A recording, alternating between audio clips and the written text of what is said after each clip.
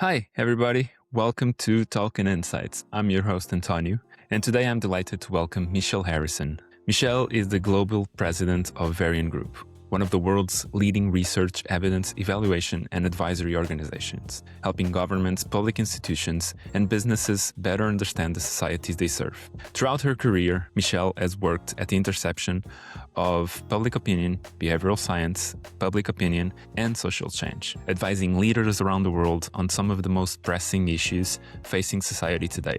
She's also a passionate advocate for gender equality and inclusive leadership, contributing to initiatives such as the Reykjavik Index and serving on the board of Equality Now. In today's conversation, we'll explore how AI and emerging technologies are transforming research, policymaking, and society, and why the responsible and ethical use of these tools is more important than ever. We'll also discuss one of the defining challenges of our time: trust.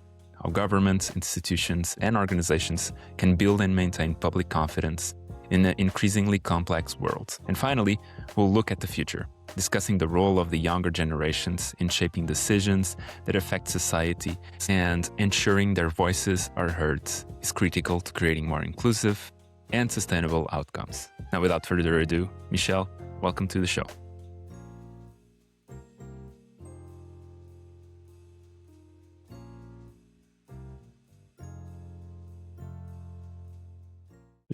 Michelle, welcome to the Talking Insights podcast. Thank you so much for your time here. I know you have such a busy schedule running from place to place. Pleasure, and thank you for having me. I want to start by asking something regarding trust, because we have so many countries that are seeing kind of a decline in trust, especially in institutions, media, businesses, but also in experts. How can researchers, insights professionals, everyone that's listening to this, how can we help them rebuild the trust and the responsibilities that we have in the process in the professional day-to-day work? Thank you. Well, that's a PhD thesis question, if ever I heard one. So obviously you are correct. So this decline in trust in public institutions, in some corporations, in governments, this is a phenomenon we've been seeing coming at us for quite a long time, and we see it in many different countries. And the cause is sort of multifactorial. So I think let's focus on a couple of things. Our biggest problem is that trust levels generally in the countries where we track them are absolutely lowest for younger people, for people who are in young adulthood. So what that means is that we may need to expect that we are at the beginning of something rather than at the end of it. So we're facing into a problem that looks like it could well be getting worse, and there are very important consequences of that.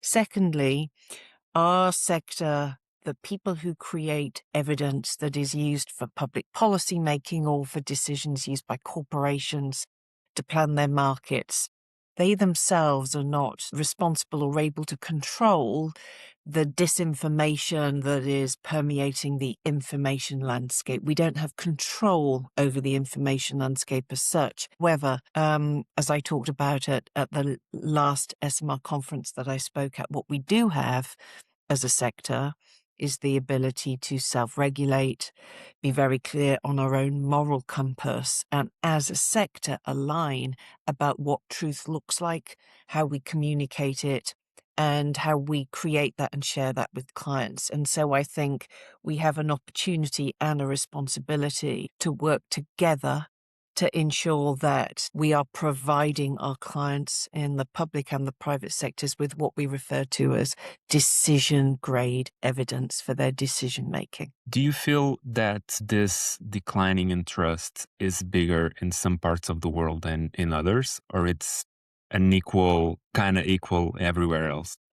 Well, I think it's well documented that it does vary between different parts of the world. But if we look at across Europe, we see these levels of lower level of lowest level trust actually are strongest in Northern Europe. And I think, they're very much aligned with the countries where we've had a period of 10 to 20 years now of increasing inequality, of economic deindustrialization, but also, as with everywhere, a massive shift in the information landscape that means that the way in which information and misinformation is shared, it's very difficult for citizens and consumers to always differentiate between those sources. Yeah. And it's interesting you mentioning information. Obviously, we gotta touch on the points of technology, information, the way that we consume technology and information nowadays. And I think one of the biggest buzzwords everywhere is AI, and especially in this industry, it's obviously AI, synthetic data, all of these new ways of measure behavior and everything. Are any of these developments scare you or excite you, or do you think that the industry should approach with greater caution? Another PhD level question. So generally, I'm super excited by the opportunity that AI represents to get things done way faster and all of the other benefits that we know it will bring to our industry. But we really are making baby steps. I mean, I use it like you all the time, every day. And so we are very aware of what it can do and also its enormous weaknesses still, which I know over time will shift and likely quite quickly. What we know with OpenAI and all of the information or misinformation that's available to us, our industry, our sector requires repeatable, replicable data.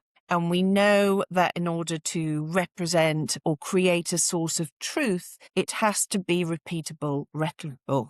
Just we all know that at the moment, the sources of AI that we're using, if they're open source or generative, are not generally doing that to us and for us. And my experience, like everybody else's, is you get your first major mistake in your work. And from that point on, you are wholly changed by it. So the first time you get given a hallucination, you understand what you're playing with. So I think one of our challenges is how to use a technology, a capability that isn't yet offering us the level of accuracy that our sector requires for decision grade evidence. And that's something I think our whole industry will be wrestling with for some time.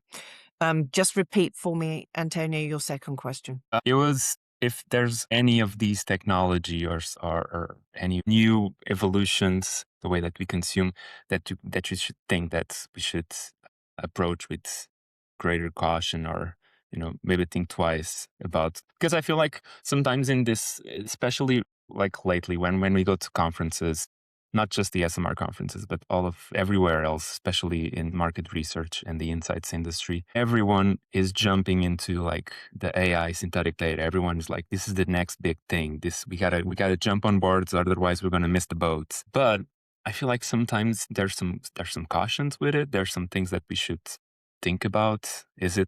Should we just jump on board? And obviously there's some cautions, but I don't know. I was just eager Yeah. to So I listen. think we've got to break it down into smaller pieces. So as an industry, we've been using machine learning techniques for a long time now, and they're extremely helpful to us. And one of the things that we find when we're creating data is that the more we can remove the opportunity for just basic, normal, everyday human error, the better the quality of the data. So let's start with that's a great benefit to the industry.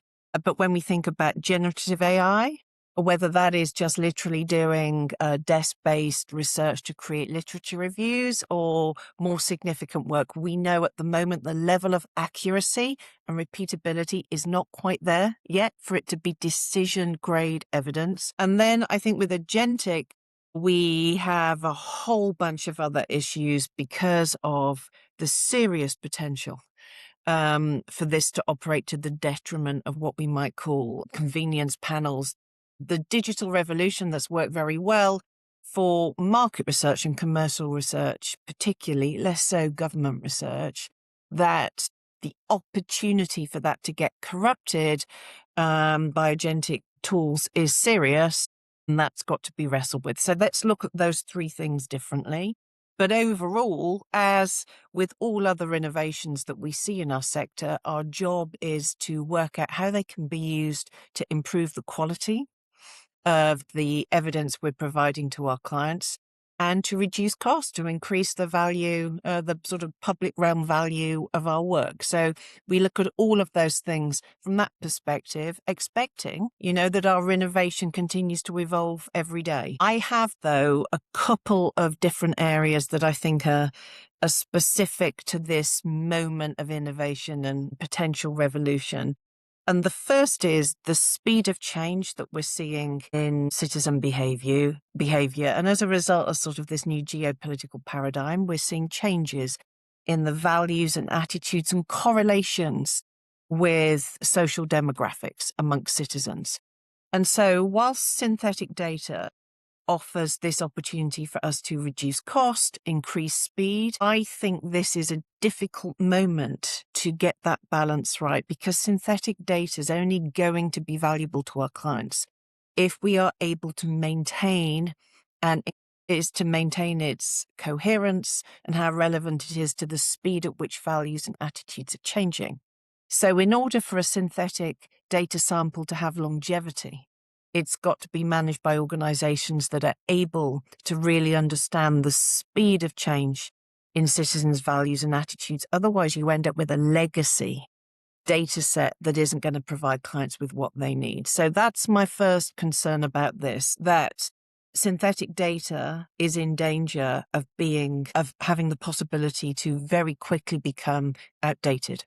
So it's not in itself going to be a benefit unless it's being managed in a way that allows it to be constantly updated, which means a lot of survey work which begins to challenge the public realm value of it. So that's the first thing. I think we will work out how to do that, but it may not offer the cost benefits that we would be generally hoping to have achieved. And the second thing is this issue on the ability to forecast. And, having worked on election forecasting, for many decades, when it comes to a real test of how good, and I'm talking now about quantitative data, I'm talking about the type of quality of data that's used for public policy making, the data that requires the caliber of being able to help us make decisions about how many teachers we need in schools or how many police we need on the street. One of the tests really for quality has always been methodologically,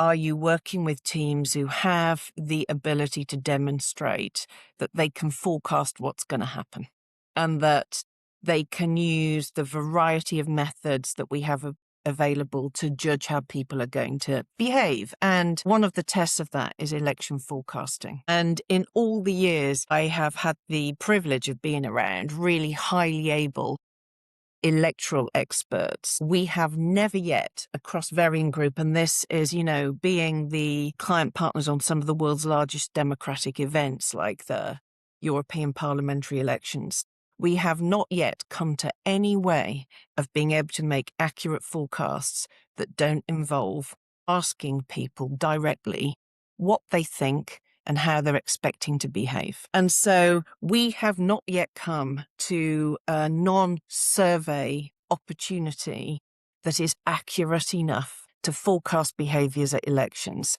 So even as we get excited about synthetic population samples or what agentic AI might be able to do for us, I take it back to that. Would you use these techniques to forecast the next outcome for the next, say, European parliamentary elections or the next British elections? And if the answer isn't absolutely, then you're not dealing with a source of evidence that really is decision grade. And I think as an industry, we all know this. So let's now make sure we're all very honest about it. Absolutely.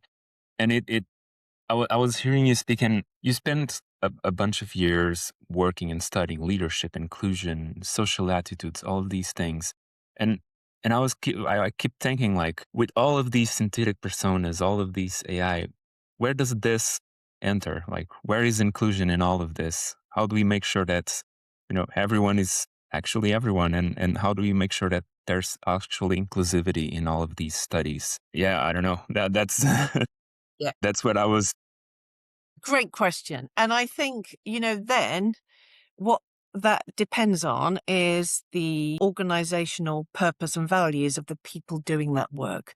So quite rightly, there is a difference between what might be required if you're providing evidence to corporate clients who are perfectly entitled to be wanting to look specifically focused at particular groups of society. No obligation placed upon them to be fully inclusive of all of society. It is reasonable for them to target the groups that they believe is their core customer base and focus on that. So that's commercial logic and absolutely fine. I think the difference is if you are working with governments where your responsibility and need is to be able to encompass the whole of society.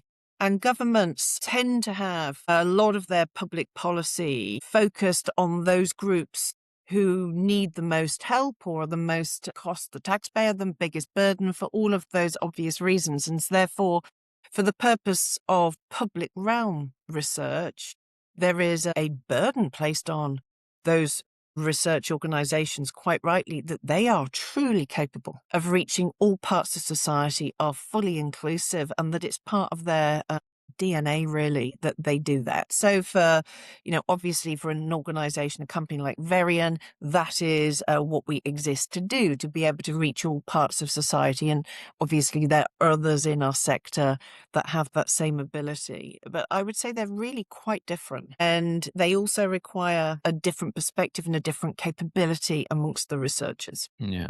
No, absolutely. And the leadership and everything, I think everyone needs to be involved and has to have a strategy in mind and know that, okay, we need to do these things to make sure that everyone has a voice Yeah. and a vision for it.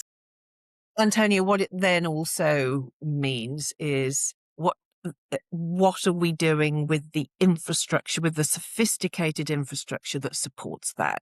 So there wouldn't be any point in us pretending that we can get to coherent national statistics or longitudinal programs based on the lowest cost type of convenience panels that might be perfectly okay if you're working around CPG for some groups, but simply will not do the job if you're working on public policy. And I think, again, absolutely critical that we as a sector talk about this a lot, because we understand what it means if we were to start to lose some of that infrastructure.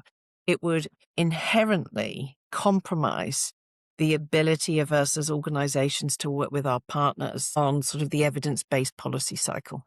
That's super interesting. I mean, we could talk for hours. I think Yeah. it's always so, again, like as you were saying, like you were in Brussels for the Citizens Insights.